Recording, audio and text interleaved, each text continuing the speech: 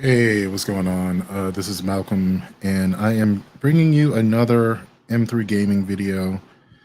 I'm in the middle of Destiny 2 Season of the Witch, and I am trying to unlock some weapon patterns.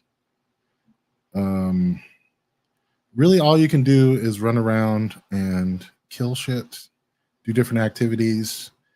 You get these witch engrams, which you can decrypt. I think it takes 4 of them to make a weapon. And I went and decrypted a whole bunch that didn't give me any deep sight resonance. So I got to start building it up again. And it seems like I got to use up my keys.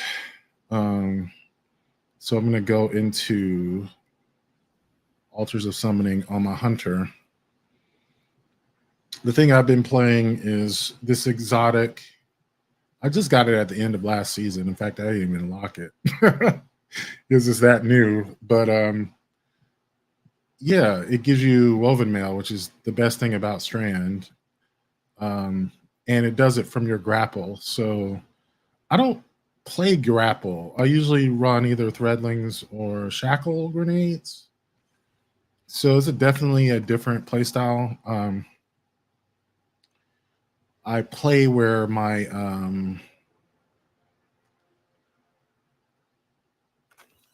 my multi kills give me orbs, and then I get woven mail that way. Got to see what's going on up in here.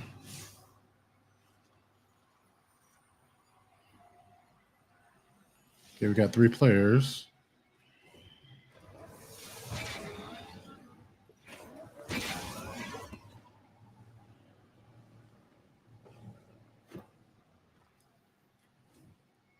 Oh, yep, here we are. Yeah, that was good. Yay. Just because they got the light. Oh, that's my card. It's the first time I've actually seen that show up. I have no idea what it does. Number 4.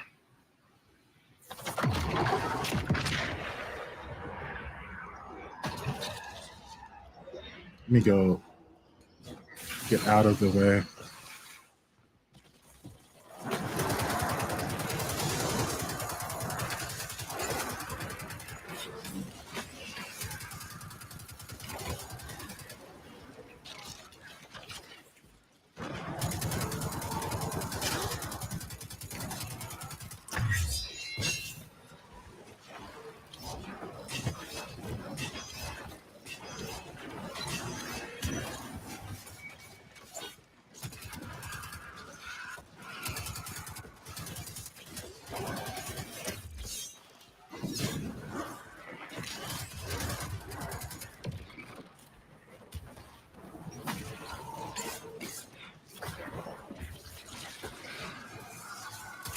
Oh yeah, my tangles finally do something.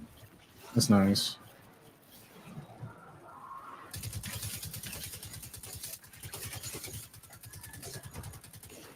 Oh shit.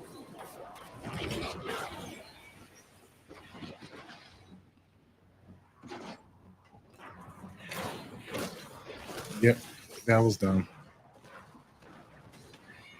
So I'm trying to get the habit of I might be using the wrong primary.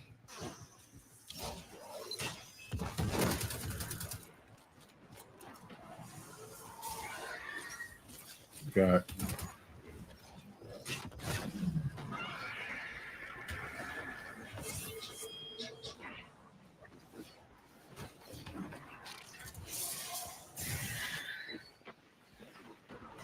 okay, where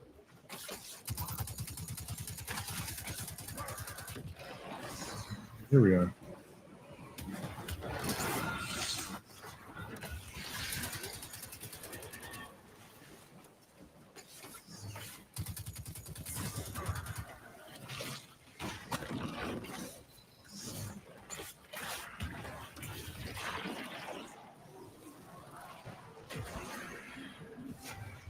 Okay, we got a new altar.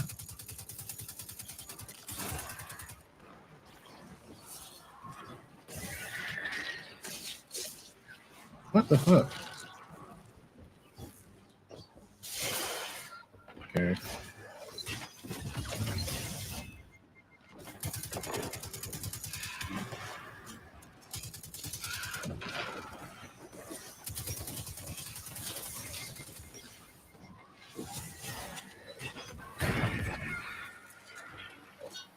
Okay. Now, where do I deposit? I don't even see it. There we go.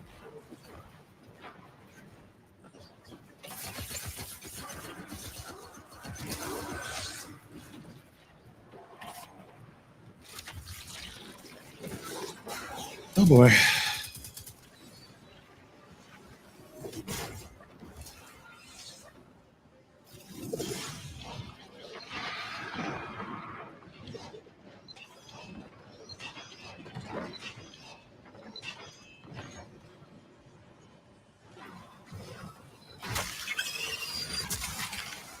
Okay.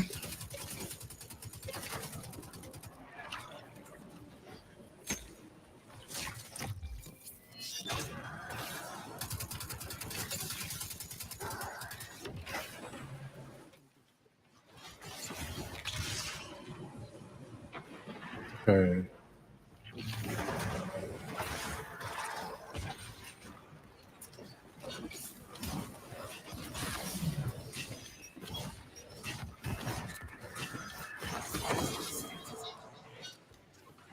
Okay.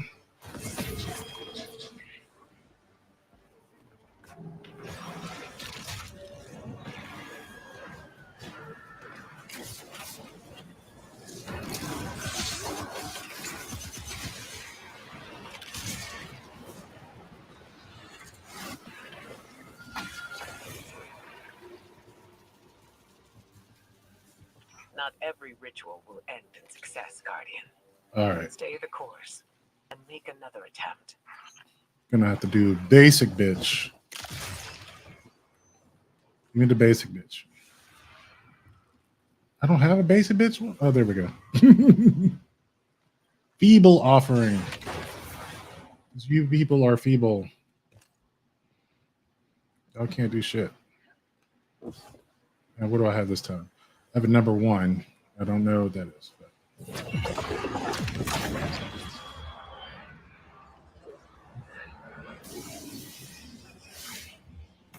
Get the fuck out of the middle of the arena, though.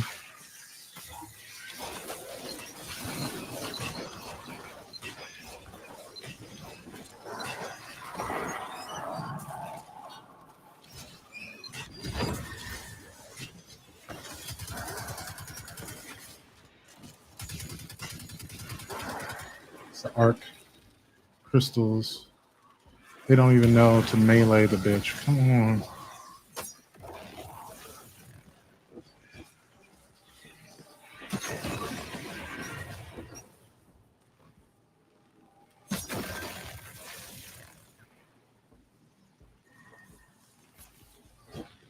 Come on, people.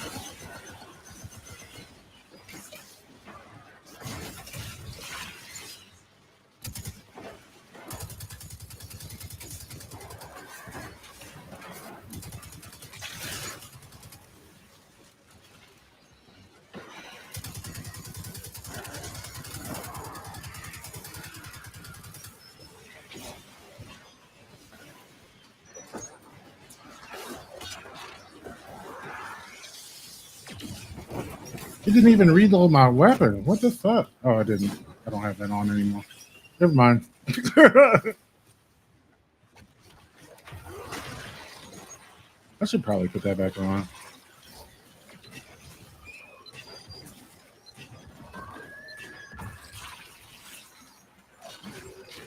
I don't know.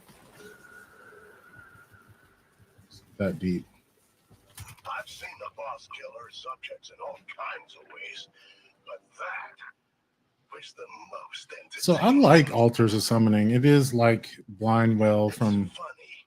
Forsaken, I really never fit in with humanity except it or has the its other own load-in ghosts. point. But when I found Savathun, it all fell into It's a lot place. bigger It was like I'd been part of the than hive all Blind along. Well and has I more just never knew it. varieties of enemies. Maybe Eris feels the same.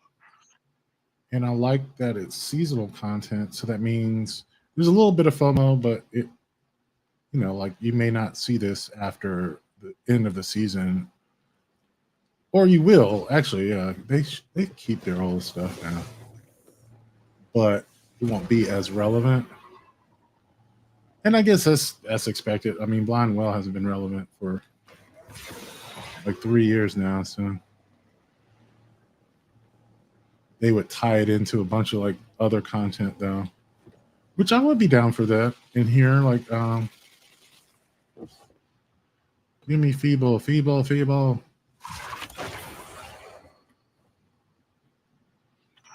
for waves of scorn, Guardian. Okay, this Prepare one, for area number denial 5. operations.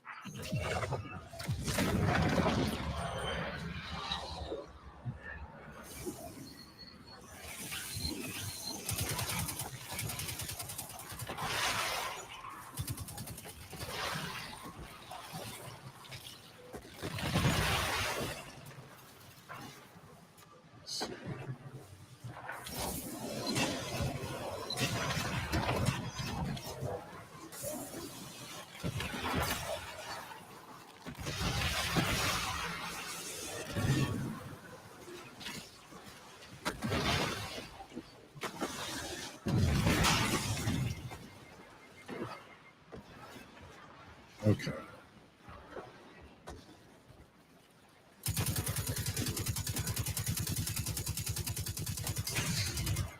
But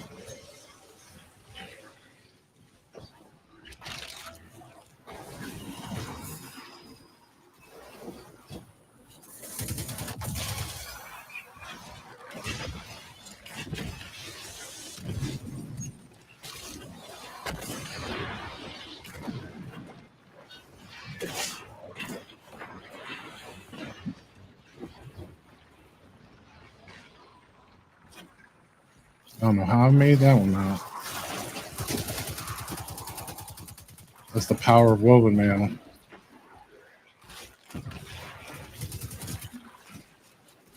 Yeah, this auto rifle's not cutting it. It's not truly chewing through these enemies the way I want.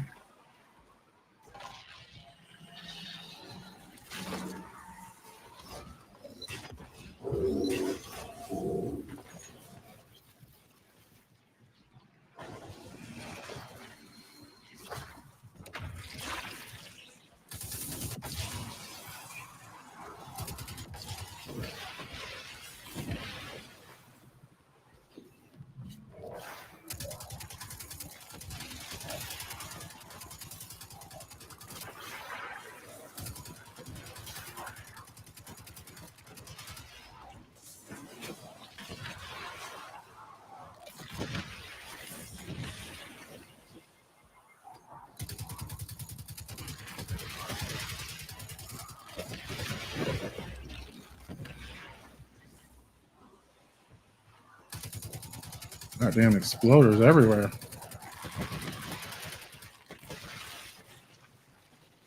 I don't even know how to get that shield off of him. There must be crystals around here somewhere. Where the fuck are they?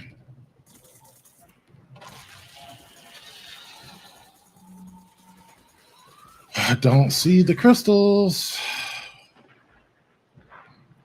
My teammates don't know where they are, apparently.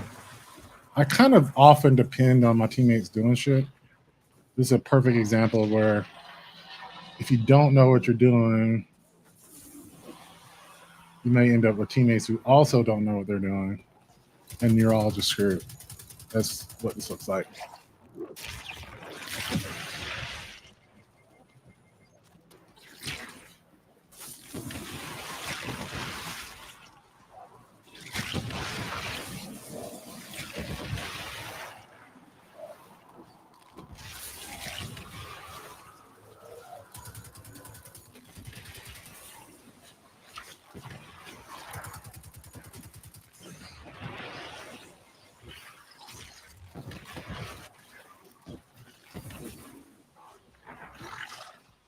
So where the fuck is the crystal? I don't.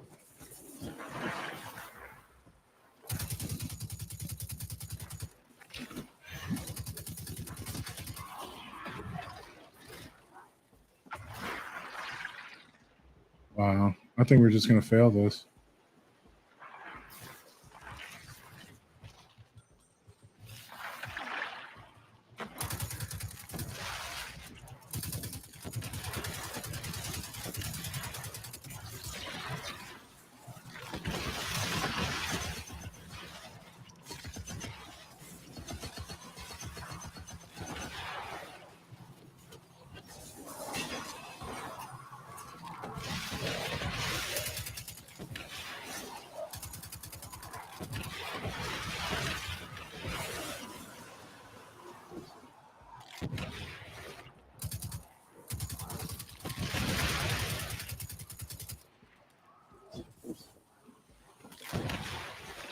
I'm looking all around.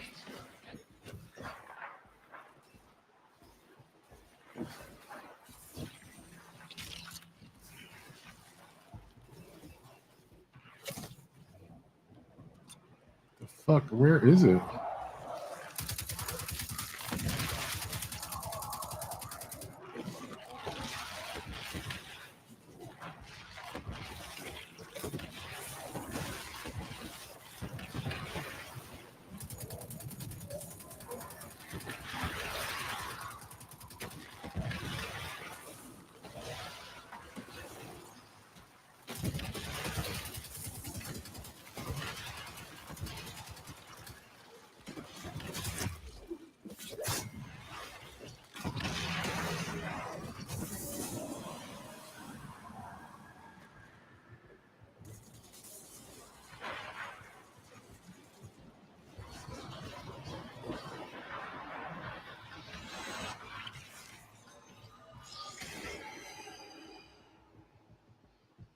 It literally just stood there. Surprised. You should be used to failure by now.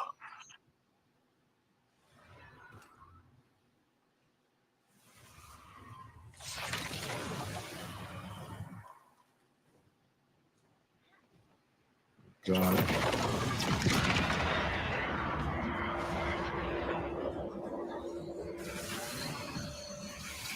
Number 3.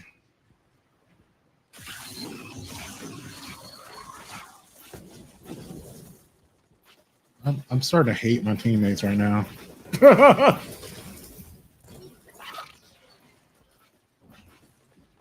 That's never good.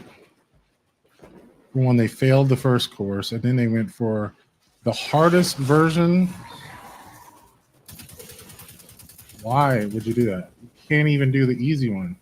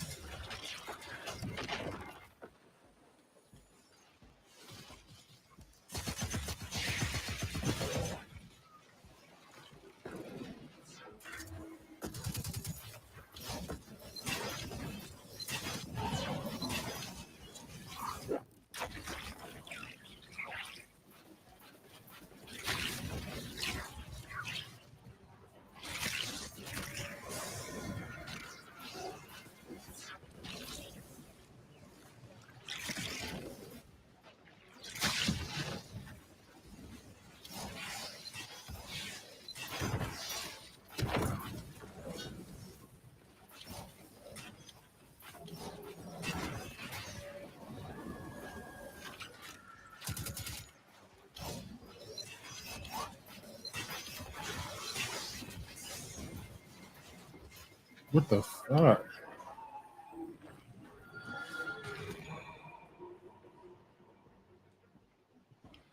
Shitty ass teammates, man.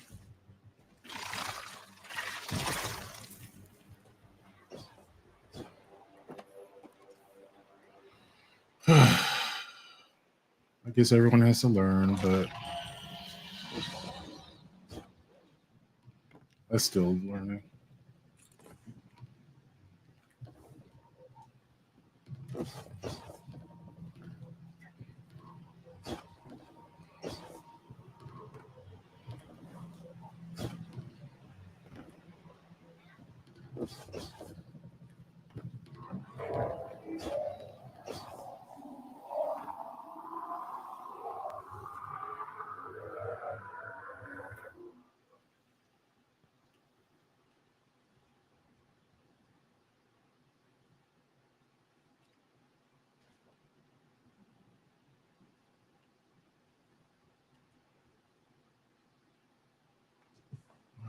I don't even know if I feel like continuing.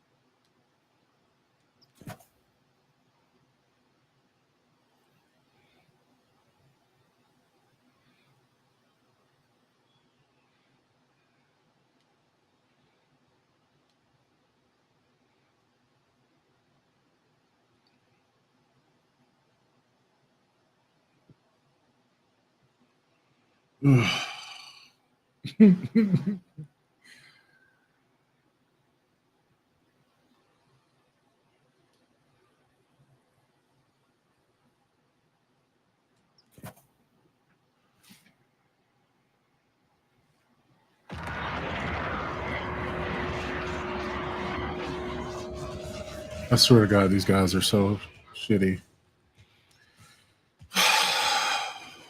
Let's try this again.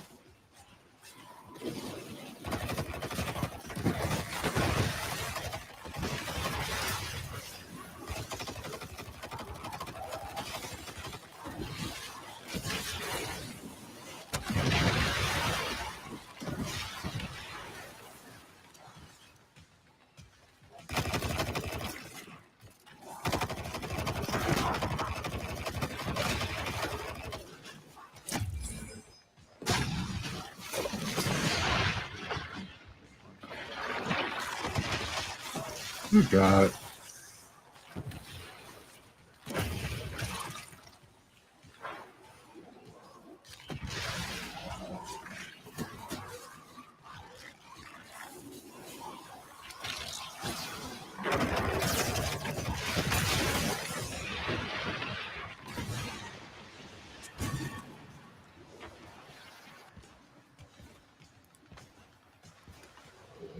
These motherfuckers won't get aggressive. They just sit in the back, picking off ads, expecting someone else to do all the work. I'm definitely gonna have to quit this team. Oof. Woof. Instead of complaining, I should just leave. I'll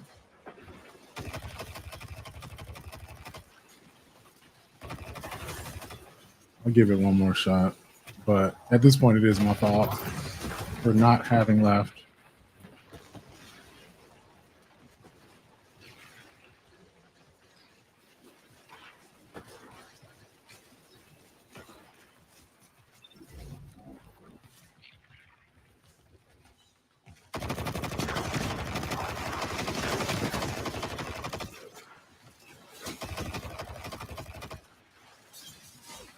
Yeah.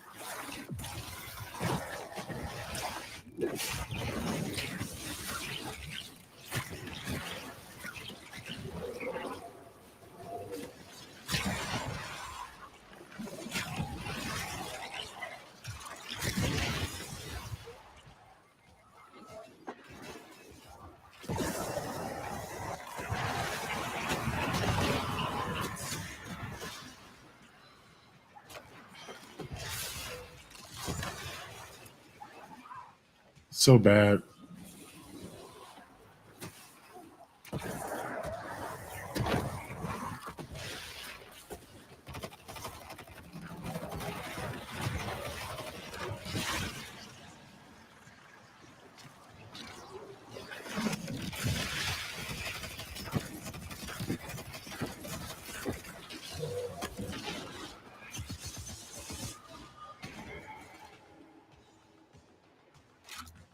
Couldn't close the deal, huh? Ante up and try again.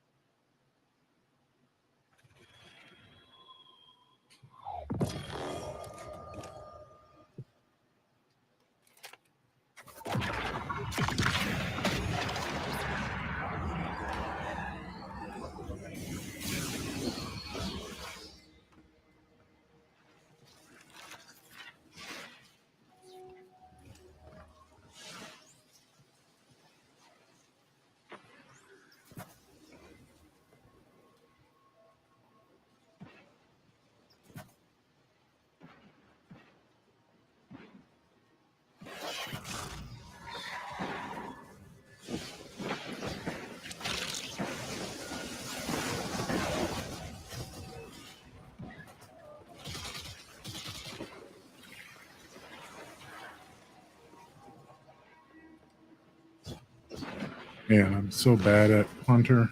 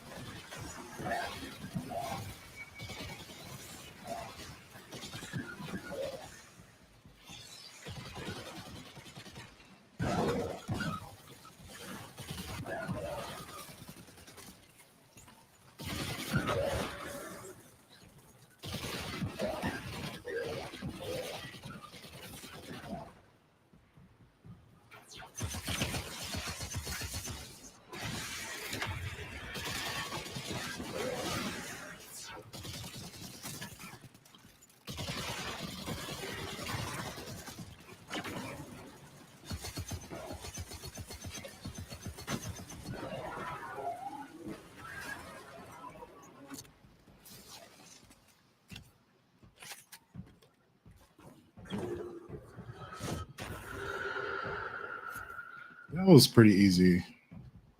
I've seen the boss killer killer subjects in all kinds of ways.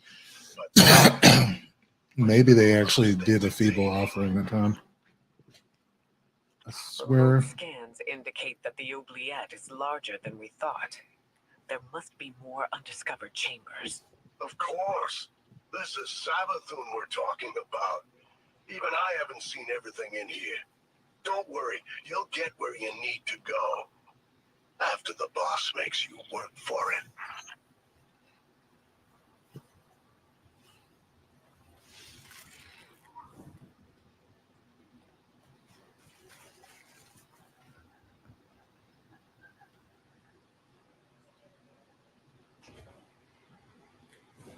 I don't know where I'm going.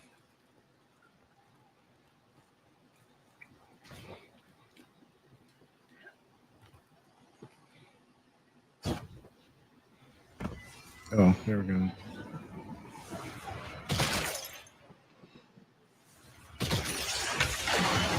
Oh my god, why? Fuck.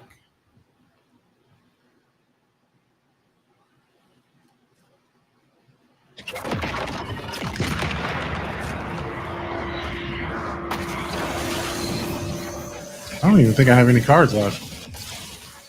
Apparently.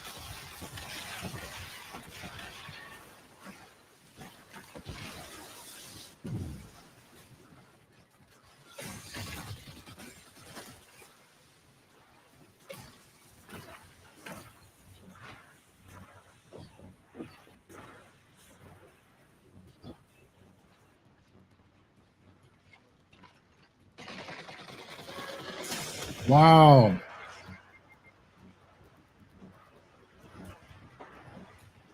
This is so fucking miserable. Why would they do that? God, I hate people like that. Hold up. This is my fault. I should have left. I knew I should have left. I decided to stay.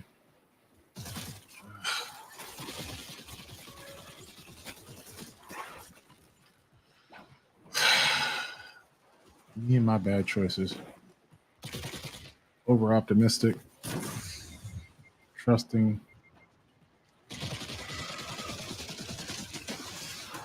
Lazy, a little bit lazy. Just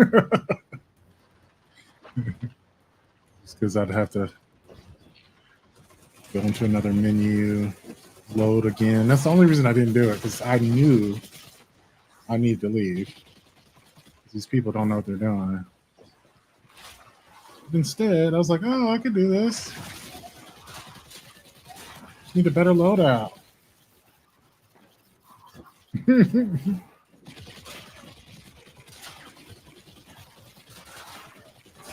Holy shit. Okay, here are the crystals.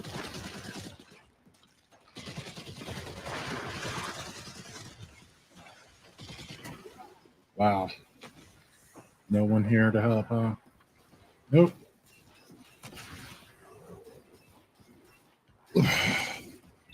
If I leave, I don't get any. I lose all the progress, you know. But it's sunk cost because whatever progress I do get is going to be so costly, right? Like,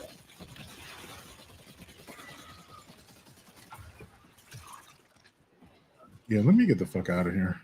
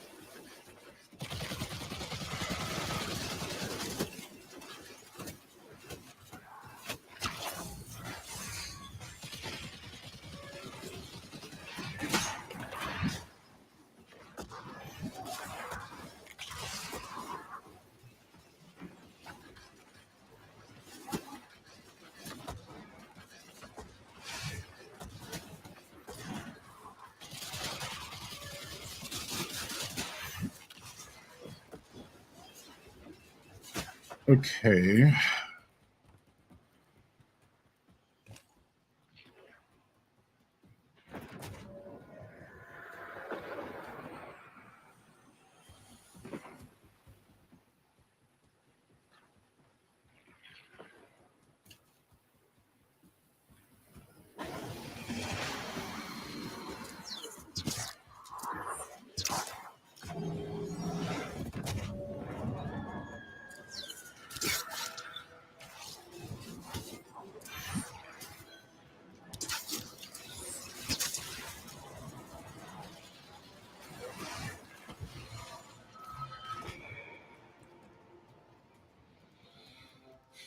Persistence makes up for a lot. I learned that from the boss. So reload and go again already. They do anything other than feeble, I'm leaving.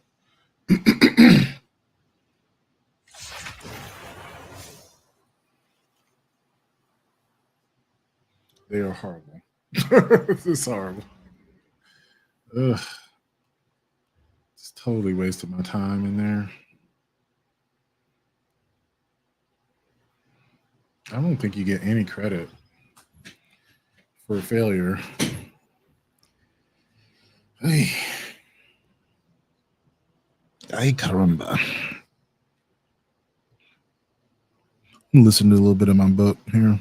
Whites when so many black men turn it on their families, each other, themselves. I ain't no saint, man. My rage is big enough to hurt family, friends, and myself, and still have plenty left over. Only thing is, I still remember the root cause of my anger. He paused, thinking, guess I don't have no secret. But I think my philosophy, if that's what it is in Toni Morrison's novel Beloved. Remember, the character Denver is terrified of white people, and with good reason. In slavery, they'd whipped her mother while she was pregnant and crippled her grandma, jailed her mother, owned everything. All of these memories scared her to death, and Denver has not left her house for years. But now, needing to get help for her sick mother, she stands on the porch trying to get up courage to leave and has this imaginary conversation with her grandma, an escaped slave who had told her about how evil whites can be. But you said there was no defense, Denver says, meaning against white people, Simple explained. But there ain't, says her grandma in her mind. Then what do I do? Know it and go on out the yard. Go on. That is not only a good philosophy, I told Simple, but it may be the only philosophy that makes sense for blacks in this country. Simple shook his head. Maybe, he said. But old as I'm getting, sometimes I want to go the advice Denver got one better and just keep going right on out of this racist land. Immigrate, you mean, I asked. While there is a rich and mostly untold history of blacks moving to escape racial persecution and gain a better life, do you think it offers an answer to our current problems? Certainly, not many of my students do. That's because most of your students are privileged. Some of your black ones probably wouldn't recognize racism unless it rose up and bit them, as it probably will at some point. And the white ones really think racism is over, despite anything we tell them. Still, I replied, giving up all you have here is a pretty drastic solution. People looking to escape are not worried about solutions, Simple said. They just want to get away. Let me put it this way. Every year or so, my wife and I take off for a week or so to one of the Caribbean islands. My wife has family living in Barbados, but we've been to several islands. There, we see black people who look like us, doing everything, running things, managing them, owning them. I feel proud and envious, even though those people are as exploited as we are back here. Being there, it's easy to imagine ourselves part of a black-run society, and it just makes us feel good. A black Camelot is not necessarily what you get, I warned. Look at Haiti and any number of African countries. I know all that, Simple conceded. Still, a homeland, even a place I can never go to, makes me feel better about who I am and where I am. We were talking about symbols. Well, most whites have a homeland that gives them feelings of pride, though their families left there generations ago with no intention to return. If whites need that kind of symbol, you know we need it. Guess a homeland for America's black folks, well, that's the biggest symbol of all. Always has been for us. You have any doubt, you listen to the words of that spiritual city called heaven. Know it? I confess that I hadn't heard it in years and had forgotten the words. Don't forget your roots, brother.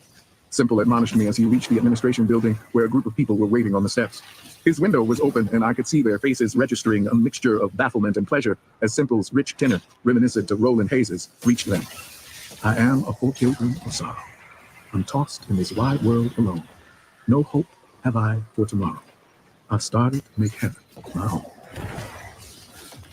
Chapter 2. The Afrolantica Awakening.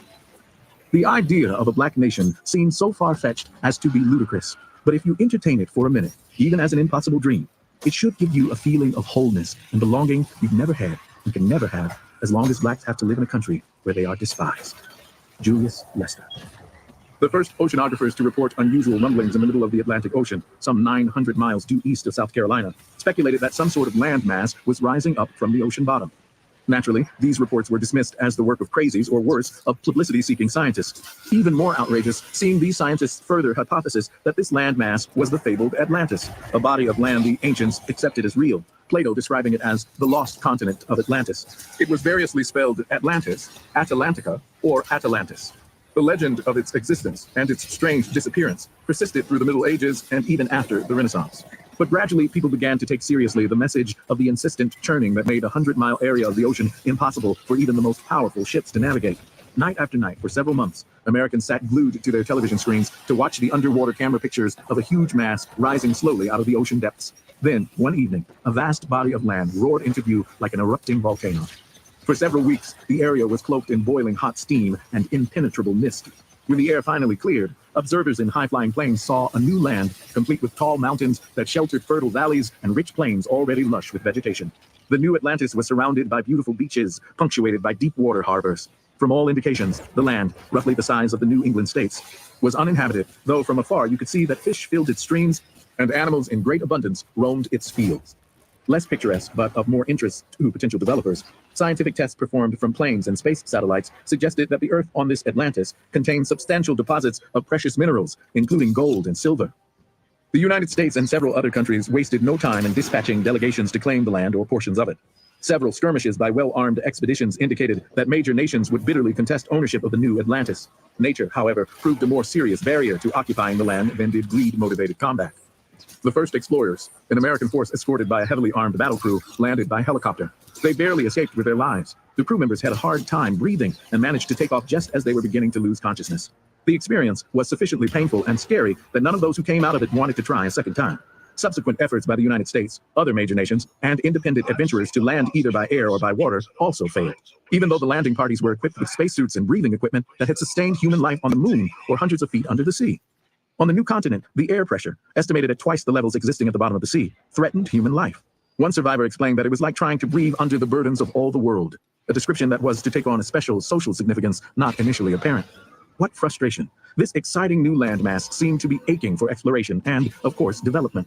Ceasing their competition, the major powers cooperated in one enormously expensive effort after another, all intended to gain access to Atlantis. All failed. Not even the world's most advanced technology allowed human beings to survive on those strange shores, so inviting seen from afar. And they proved totally inhospitable to a series of approaches. Then, a team of 4 U.S. Navy divers tried to reach the new land underwater. A submarine entered a deep harbor and emitted the drivers through a special chamber. They swam underwater through the harbor and into the mouth of a large river. All seemed to go well until, a few hundred yards up the river, the divers suddenly began to experience the breathing difficulties that had thwarted earlier explorers. Turning immediately, they started back to the submarine, but they had gone too far and, long before reaching the harbor, began to lose consciousness. The crew chief, Ensign Martin Shufford, managed to link the 3 groggy team members together with a slender cable and to tow them back to the submarine. When the divers revived, they hailed Shufford as a hero. He declined the honor, insisting that he had not had trouble breathing, that, in fact, he felt really invigorated by the new land's waters. And a medical check found him normal. The only difference between Shufford and the members of his crew, and indeed all those who had tried previously to land on Atlantis, was race. Martin Shufford was an American black man. Initially, neither the military nor government officials viewed this fact as significant. After all, peoples of color from other countries, including Africa, had tried to land on the new land with the usual near-fatal results. Even so, there was no denying the evidence of the Martin Shufford rescue. African Americans did appear immune to the strange air pressures that rendered impossible other human life on the new Atlantis. In an effort to determine whether other African Americans could survive on Atlantis, a possibility many believed, given the new land's importance, highly inappropriate. The next helicopter expedition carried on board 3 African American men and, as pilot, an African American woman. An amazed world watched the landing, filmed by a crew member and beamed back via satellite for televising. After a cautious first few steps, the crew discovered that they needed neither their spacesuits nor special breathing equipment. In fact, the party felt exhilarated and euphoric, feelings they explained upon their reluctant return. In defiance of orders, they spent several days exploring the new land, as unlike any alcohol or drug-induced sensations of escape. Rather, it was an invigorating experience of heightened self-esteem, of liberation, of waking up. All 4 agreed that, while exploring what the media were now referring to as Afrolantica, they felt free. Cautiously, blacks began wondering whether Afrolantica might not be their promised land. Incredulity changed to excitement as more and more African Americans visited it and found it both habitable and inviting. Many people drew a parallel with the Hebrews' experiences in the book of Exodus 13:21, as did one black minister in an oft-quoted sermon after a trip to Afrolantica. For the Israelites of old, the Lord made himself into a pillar of cloud by day and a pillar of fire by night to lead them to the light. Are we less needy than were they? We, like them, have wandered in a hostile wilderness for not 40, but closer to 400 years. We, like them, have suffered the destruction of slavery and, in addition, the second-class status of segregation. Now we endure the hateful hypocrisy of the equal opportunity era that, like the separate but equal standard it replaced, denies the very opportunity its name proclaims. But at long last, the Lord has sent us a home that is as hostile to others as America has been to us. Let us go there and show what, given the chance, we might have done here. Many, but far from all, African Americans shared this minister's enthusiasm. A spokeswoman for the opposition, having successfully demanded equal TV time, explained, "Immigrating to Afrolantica would be to abandon a civilization we have helped create for a wilderness that could prove an enticing trap. Life in America is hard for African Americans," she acknowledged. "But my friends, be warned. For us, the Exodus story is both inaccurate as analogy and frightening as prediction.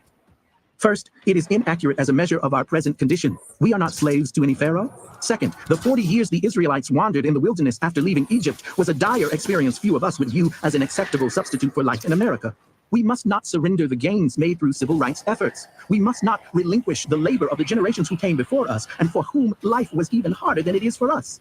America, whether whites like it or not, is our land too. We would like to visit Afrolantica, but our home is here." A pro-immigration group introduced legislation in Congress that would provide $20,000 to each African-American citizen wishing to immigrate to Afrolantica. This reparations subsidy would finance the move and was to be repaid if a recipient sought to return in less than 10 years. Immigration opponents attacked the legislation as both bad policy and unconstitutional because it created and offered benefits based on a recipient's race without citing a compelling state interest to justify a suspect racial classification. This legislation, though never enacted, sparked a debate on Afrolantica, which preempted all other civil rights issues in households across America. Each side found support for its arguments in the nearly 200 years of efforts, led by whites as well as blacks, to establish a homeland on the continent of Africa where slaves or ex-slaves might go or be sent. Both sides were as divided over the issue as were their forebears, though both acknowledged that whites had, from the beginning, fostered efforts at black immigration in an endless cycle of pushing blacks around in accordance with the political and economic needs of the moment. Supporters of Afro-Atlantican immigration took as their models three key advocates of immigration between the early 19th century and the 1920s: Paul Cuffey, Martin R. Delaney, and Marcus Garvey. The first, Paul Cuffey, was a black ship owner from Massachusetts who, himself a constant victim of persecution, he was jailed for his refusal to pay taxes, which he withheld to protest being denied the vote and other privileges of citizenship, had determined to emancipate Africa. Between 1811 and 1816, Cuffey had, at his own expense, led voyages of blacks to Sierra Leone, the British having already established a colony there for the purpose of resettling several hundred destitute and friendless blacks who had gone to England after fighting on its side in the Revolutionary War in return for their freedom. The fact that Cuffey's movement had been curtailed by his death in 1817 scarcely dampened the enthusiasm of the blacks who wanted to immigrate to Afrolantica. Indeed, it merely heightened their enthusiasm to revive the memory of this early black hero. Later, in the mid-1850s, the black leader, physician, and journalist Martin R. Delaney had, in line with the preference of contemporary black leaders for Central America or Haiti over Africa as a place for black resettlement, arranged for 2,000 black people to sail to Haiti. But the most potent of these great advocates of black immigration was certainly Marcus Garvey. In the 1920s, this charismatic Jamaican immigrant had founded the Universal Negro Improvement Association, which managed to raise in only a few years $10 million and attracted at least 500,000 members. Although Garvey made definite plans for immigration to Africa, buying and equipping ships, they were frustrated when, in a highly controversial case, he was convicted of using the mails to defraud and sentenced to 5 years in prison, fined $1,000, and required to pay court costs. Though pardoned by President Calvin Coolidge in 1927, he was deported as an undesirable alien, and his subsequent efforts to revive his movement failed. The blacks who wanted to immigrate to Afrolantica pointed out that all these earlier advocates of immigration had themselves been driven to take their stand by their experience of slavery or segregation and by their perception that the discrimination, exclusion, and hostility from whites was never going to end. Garvey himself had told blacks that racial prejudice was so much a part of the white civilization that it was futile to appeal to any sense of justice or high-sounding democratic principles. From the Atlanta penitentiary, Garvey wrote his followers: "My months of forcible removal from among you, being imprisoned as a punishment for advocating the cause of our real emancipation, have not left me hopeless or despondent, but to the contrary, I see a great ray of light and the bursting of a mighty political cloud which will bring you complete freedom. We have gradually won our way back into the confidence of the God of Africa, and he shall speak with a voice of thunder that shall shake the pillars of a corrupt and unjust world and once more restore Ethiopia to her ancient glory." On the other side, American blacks opposing Afro-Atlantican immigration pointed out that, while some blacks had indeed been interested in immigration over the last 2 centuries, relatively few had actually left America. Moreover, the initial impetus had come from whites who had, by the 1830s, managed to place some 1,400 blacks in Liberia. Then the movement lost steam. Though it was endorsed in the 1850s by the Republican Party and some abolitionists supported it, these anti-Afro-Atlantica blacks maintained that African Americans must not give up their long equality struggle. After all, it had transformed the Constitution from being a document primarily protective of both property and its owners to one aimed to protect individual rights, and as such was a shield that, however flawed, was the envy of the free world. The slavery and segregation eras were important history, but they were just that, history. They were not cast from some eternal social mold determining all of America's racial policies. The plight of the black underclass was still, of course, cause for the deepest concern. But government policies that favored the already well-off while ignoring the working class adversely affected whites as well as blacks. The debilitating burdens of poverty know no color line. The lessons of history could engender hope as well as deepen despair. And history suggested that if current trends of unemployment continued, the nation would soon have to consider legislation like that enacted during the Great Depression of the 1930s.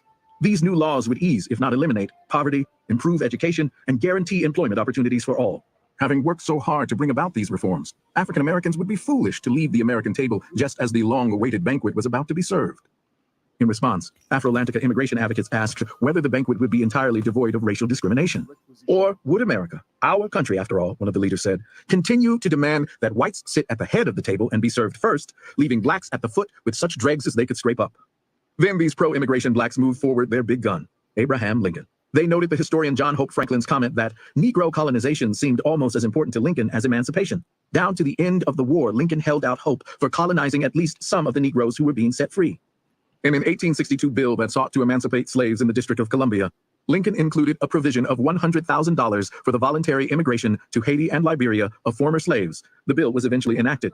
In the same year, he called a group of black leaders to the White House and urged them to support colonization, stating, "Your race suffer greatly, many of them, by living among us, while others suffer from your presence. In a word, we suffer on each side. If this is admitted, it affords a reason why we should be separated." Ready to rebut, blacks opposed to Afro-Atlantica immigration cited Frederick Douglass, the most influential of the black leaders of the time. He had always opposed immigration and, in November 1858, set out his position in his newspaper, North Star, with spine-tingling clarity. "We deem it a settled point that the destiny of the colored man is bound up with that of the white people of this country. We are here, and here we are likely to be. To imagine that we shall ever be eradicated is absurd and ridiculous. We can be remodified, changed, and assimilated, but never extinguished. We repeat that we are here, and that this is our country. And the question for the philosophers and statesmen of the land ought to be, what principles should dictate the policy of the action toward us? We shall neither die out nor be driven out, but shall go with this people, either as a testimony against them or as an evidence in their favor throughout their generations. We are clearly on their hands and must remain there forever." To counter this black patriotism, immigration advocates vehemently recalled the hope so often dashed as, over the years, thousands of blacks had left their homes to seek elsewhere in America some better place. A place they could call their own, where they would not be harassed or lynched, where they could live as the free citizens the government assured them they were. But these efforts had been almost always met by opposition and further harassment. Of course, while immigration efforts have not met with broad success, blacks have constantly immigrated from one portion of the country to another, seeking opportunity and acceptance. The escapes from slavery via the Underground Railroad brought countless blacks both to the North and to Canada. After the Civil War, scores of blacks headed west to Kansas, Texas, and California. There were major movements of black Americans from south to north during both world wars, all seeking employment, a better life, and racial equality. Strongly promoting immigration to Afro-Atlantica were black nationalist groups, who have traditionally made immigration or separation a major goal. They were especially attracted by the idea of an island of their own because their efforts to establish black communities in this country had been harshly opposed by whites, particularly law enforcement officials. For example, when in November 1969, white residents of St. Clair County, Alabama, learned that black Muslims had purchased 2 large farms in the area, they organized a Stop the Muslims movement.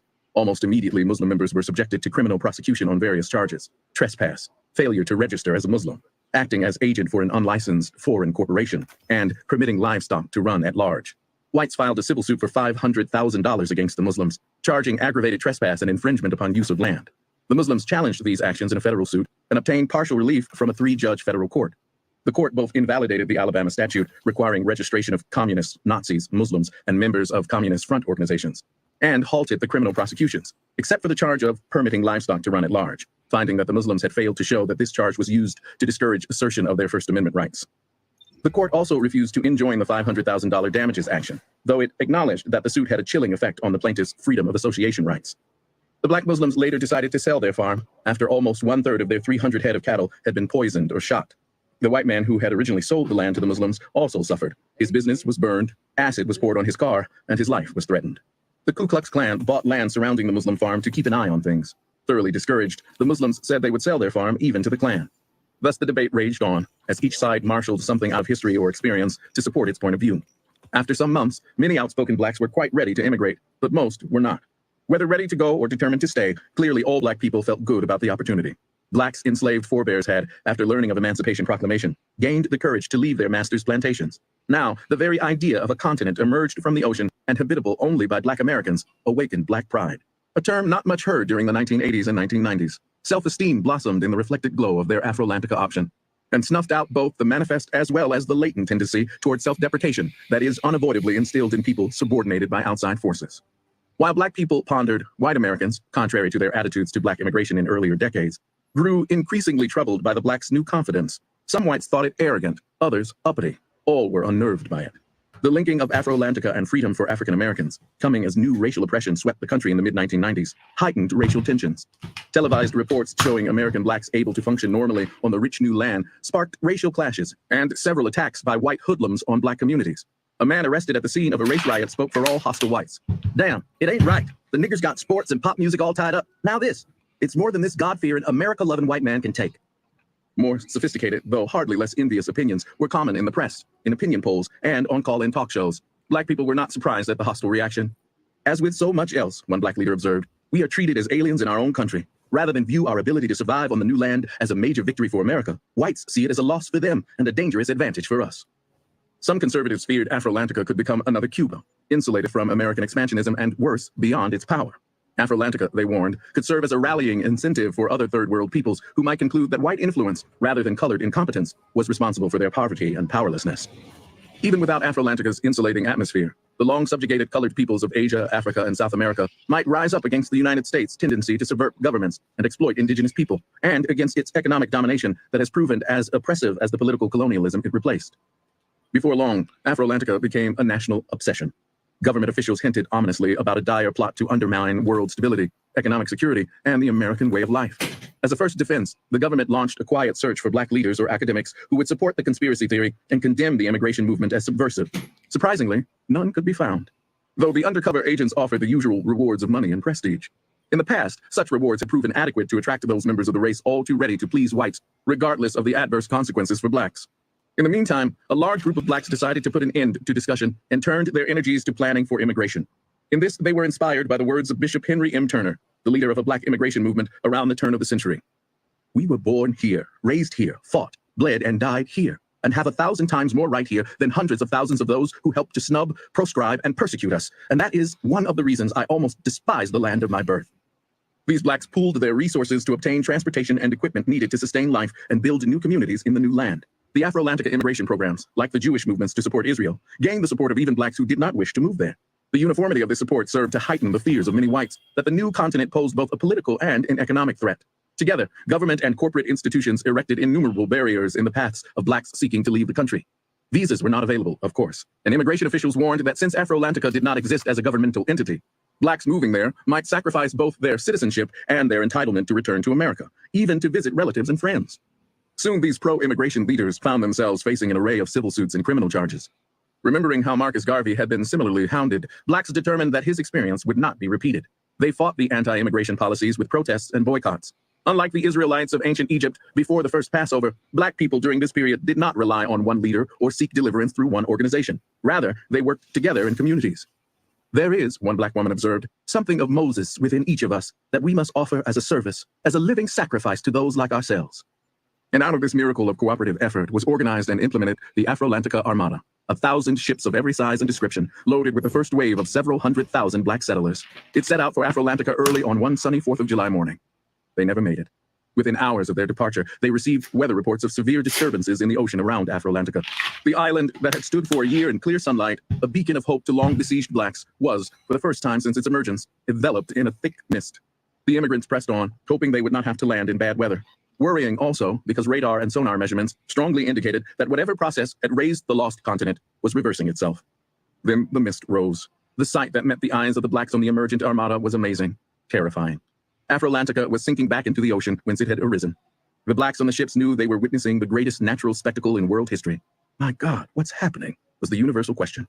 It was replaced almost immediately in the minds of those who were watching from the safety of their television sets in America by another. Was Afro-Atlantica, after all, no more than a cruel hoax, nature's seismic confirmation that African Americans are preordained to their victimized, outcast state? But, to their surprise, the black men and women on board the Armada felt neither grief nor despair as they watched the last tip of the great landmass slip beneath the waves, and the ocean spread sleek and clear as though Afro-Atlantica had never been. They felt deep satisfaction, sober now to be sure, in having gotten this far in their enterprise and having accomplished it together. As the great ships swung around in the ocean to take them back to America, the miracle of Afro-Atlantica was replaced by a greater miracle. Blacks discovered that they themselves actually possessed the qualities of liberation that they had hoped to realize on their new homeland. Feeling this was, they all agreed, an Afro-Atlantica awakening, a liberation, not of place, but of mind. One returning black settler spoke for all. It was worth it just to try looking for something better, even if we didn't find it. As the Armada steamed back to America, people recalled the words of Frederick Douglass that opponents of immigration had cited to support their position. We are Americans. We are not aliens. We are a component part of the nation. We have no disposition to renounce our nationality. Even though they had rejected that argument, it had its truth. And it was possible to affirm it and to return to America because they understood they need no longer act as the victims of centuries of oppression. They could act on their own, as their own people, as they had demonstrated to themselves and other blacks in the preparations to settle Afro-Atlantica. Their faces glowed with self-confidence as they walked, erect and proud, down the gangplanks the next day when the ships returned to their home ports. The black men and women waiting to greet them, expecting to commiserate with them, were instead inspired. The spirit of cooperation that had engaged a few 100,000 blacks spread to others, as they recalled the tenacity for humane life, which had enabled generations of blacks to survive all efforts to dehumanize or obliterate them. Infectious, their renewed tenacity reinforced their sense of possessing themselves. Blacks held fast, like a talisman, the quiet conviction that Afro-Atlantica had not been mere mirage, that somewhere in the word America, somewhere irrevocable and profound, there is as well the word Afro-Atlantica. Chapter 3. The Racial Preference Licensing Act. Racial nepotism, rather than racial animus, is the major motivation for much of the discrimination blacks experience. Matthew S. Goldberg. It was enacted as the Racial Preference Licensing Act. At an elaborate, nationally televised signing ceremony, the president, elected as a racial moderate, assured the nation that the new statute represented a realistic advance in race relations. It is, he insisted, certainly not a return to the segregation policies granted constitutional protection under the stigma-inflicting, separate but equal standard of Plessy versus Ferguson established roughly a century ago. Far from being a retreat into our unhappy racial past, he explained, the new law embodies a daring attempt to create a brighter racial future for all our citizens. Racial realism is the key to understanding this new law. It does not assume a non-existent racial tolerance, but boldly proclaims its commitment to racial justice through the working of a marketplace that recognizes and seeks to balance the rights of our black citizens to fair treatment and the no less important right of some whites to an unfettered choice of customers, employees, and contractees. Under the new act, all employers, proprietors of public facilities, and owners and managers of dwelling places, homes, and apartments could, on application to the federal government, obtain a license authorizing the holders, their managers, agents, and employees to exclude or separate persons on the basis of race and color. The license itself was expensive, though not prohibitively so. Once obtained, it required payment to a government commission of a tax of 3% of the income derived from whites employed, whites served, or products sold to whites during each quarter in which a policy of racial preference was in effect. Congress based its authority for the act on the Commerce Clause, the taxing power, and the General Welfare Clause of the Constitution. License holders were required both to display their licenses prominently in a public place and to operate their business in accordance with the racially selective policies set out on their license. Specifically, discrimination had to be practiced in accordance with the license on a non-selective basis. Licenses were not available to those who, for example, might hire or rent to one token black and then discriminate against other applicants, using the license as a shield against discrimination suits. Persons of color wishing to charge discrimination against the facility not holding a license would carry the burden of proof, but such burden might be met with statistical and circumstantial, as well as with direct evidence provided by white testers. Testing is an effective but too little utilized technique to ferret out bias in the sale and rental of housing or in employment practices. Generally, in testing, people who are alike in virtually every way except race or ethnicity are sent to apply for jobs, housing, or mortgages. The results are then analyzed for how differently whites are treated compared with black or Hispanic people. In 1982, the Supreme Court found that testers in a housing discrimination suit and the housing association to which they were attached had standing to sue in their own right as injured parties. Under the Act, successful complainants would be entitled to damages set at $10,000 per instance of unlicensed discrimination, including attorney's fees. License fees and commissions paid by license holders would be placed in an equality fund used to underwrite Black businesses, to offer no-interest mortgage loans for Black homebuyers, and to provide scholarships for Black students seeking college and vocational education. To counter charges that Black people, as under Plessy, would be both segregated and never gain any significant benefit from the Equality Fund, the act provided that 5 major civil rights organizations, each named in the statute, would submit the name of a representative who would serve on the commission for one non-renewable 3-year term. The president committed himself and his administration to the effective enforcement of the Racial Preference Licensing Act. It is time, he declared, to bring hard-headed realism rather than well-intentioned idealism to bear on our long-standing racial problems. Policies adopted because they seemed right have usually failed. Actions taken to promote justice for Blacks have brought injustice to whites without appreciably improving the status or standards of living for Blacks, particularly for those who most need the protection those actions were intended to provide. Within the memories of many of our citizens, this nation has both affirmed policies of racial segregation and advocated policies of racial integration. Neither approach has been either satisfactory or effective in furthering harmony and domestic tranquility. Recalling the Civil Rights Act of 1964 and its 1991 amendments, the president pointed out that while the once controversial public accommodation provisions in the original 1964 Act received unanimous judicial approval in the year of its adoption, even 3 decades later, the Act's protective function, particularly in the employment area, had been undermined by both unenthusiastic enforcement and judicial decisions construing its provisions ever more narrowly. As we all know, the president continued, the Supreme Court has now raised grave questions about the continued validity of the 1964 Act and the Fair Housing Act of 1968, along with their various predecessors and supplemental amendments as applied to racial discrimination. The court stopped just short of declaring unconstitutional all laws prohibiting racial discrimination and found that the existing civil rights acts were inconsistent with what it viewed as the essential racial forgiveness principle in the landmark decision of Brown versus Board of Education of 1954. The court announced further that nothing in its decision was intended to affect the validity of the statute's protection against discrimination based on sex.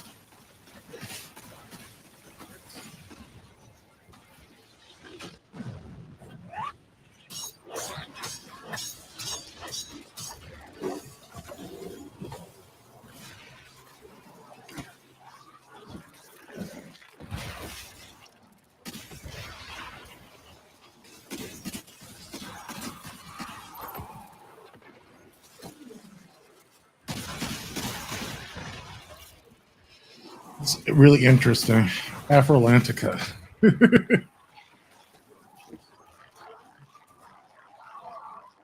Yeah.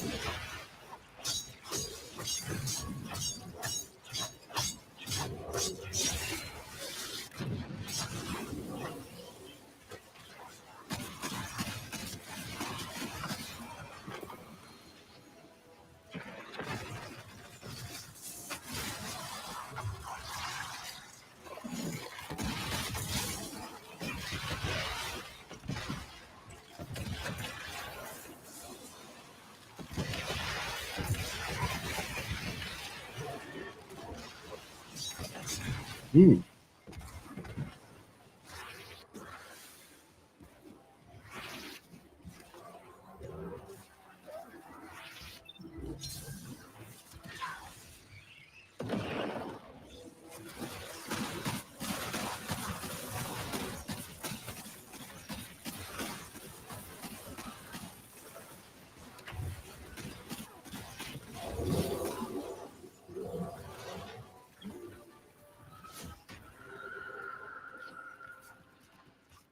Okay, I think we made some progress.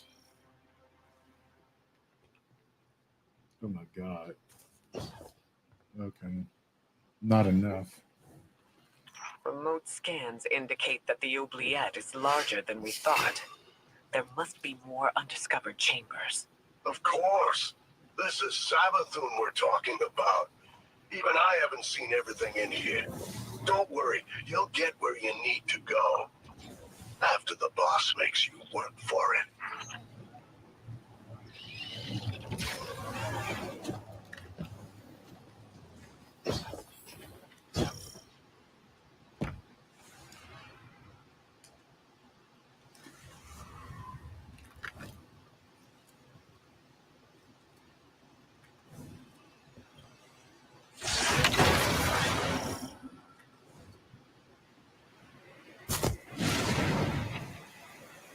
Number 5. I guess that's good.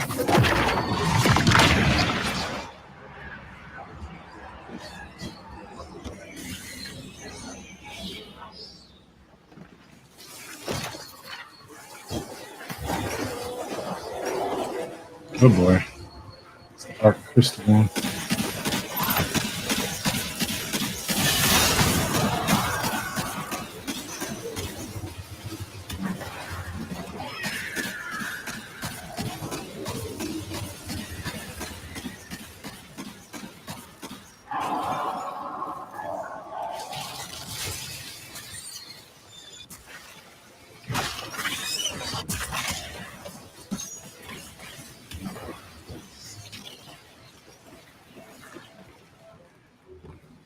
Okay, Crystal.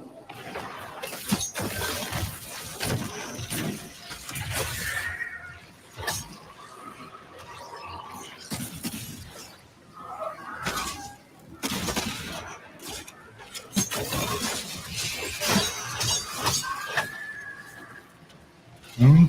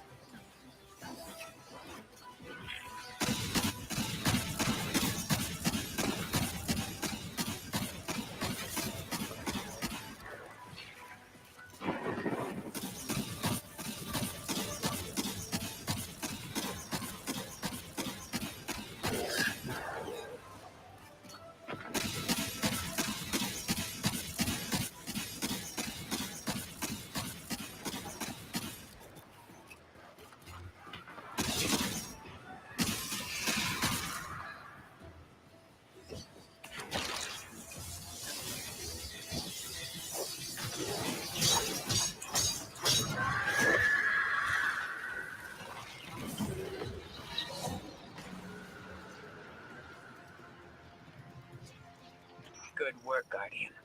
You've made significant progress towards Eris's plan. Stay resolute. We've got this.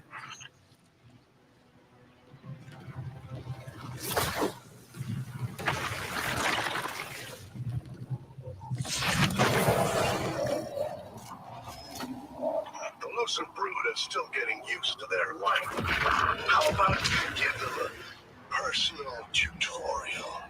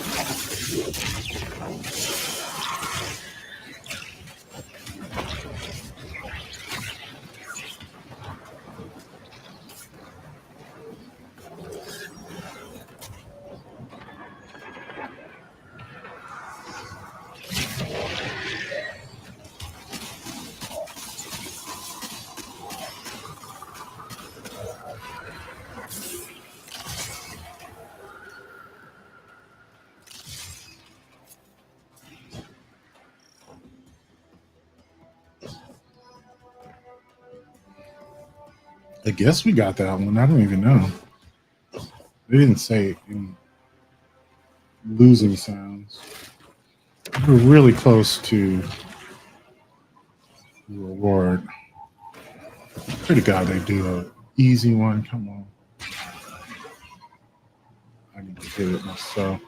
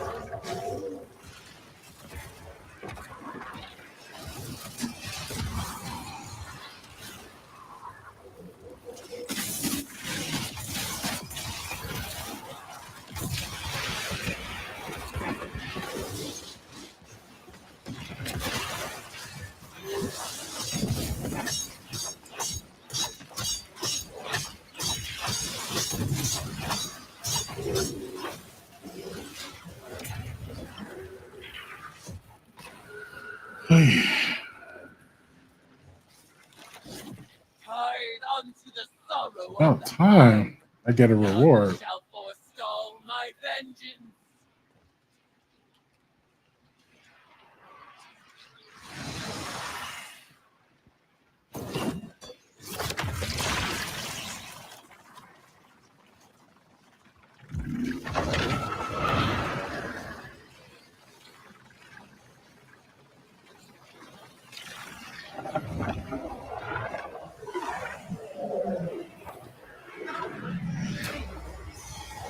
You might have heard some ghosts saying they can't feel the traveler after what the witness did to it. Now, don't get your hopes up.